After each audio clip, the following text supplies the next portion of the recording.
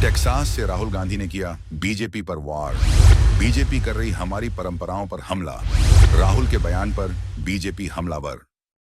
America के Texas में एक कार्यक्रम के दौरान राहुल गांधी ने बीजेपी सरकार पर तीखे वार किए। उन्होंने कहा, आरएसएस का मानना है कि भारत सिर्फ एक विचार है, जबकि हम मानते हैं कि भारत विचारों की विविधता का संगम है।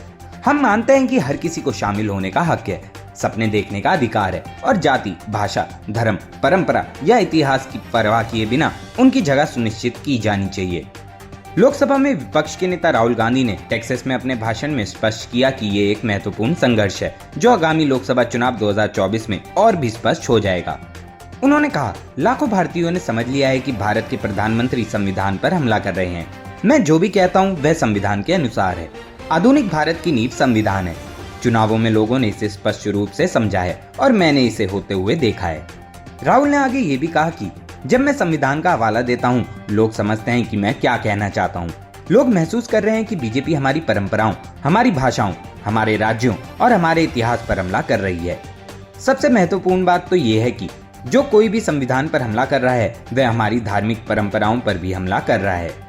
राहुल गांधी ने अपने पुराने भाषण का जिक्र करते हुए कहा कि संसद में जब उन्होंने अभ्य मुद्रा का विनिर्णय किया तो ये निर्भयता का प्रतीक था और ये हर भारतीय धर्म में मौजूद है। उन्होंने ये भी कहा कि जब मैंने ये कहा तो बीजेपी इसे बर्दाश्त नहीं कर पाई, वह समझ नहीं पाए और हम उन्हें समझाएंगे।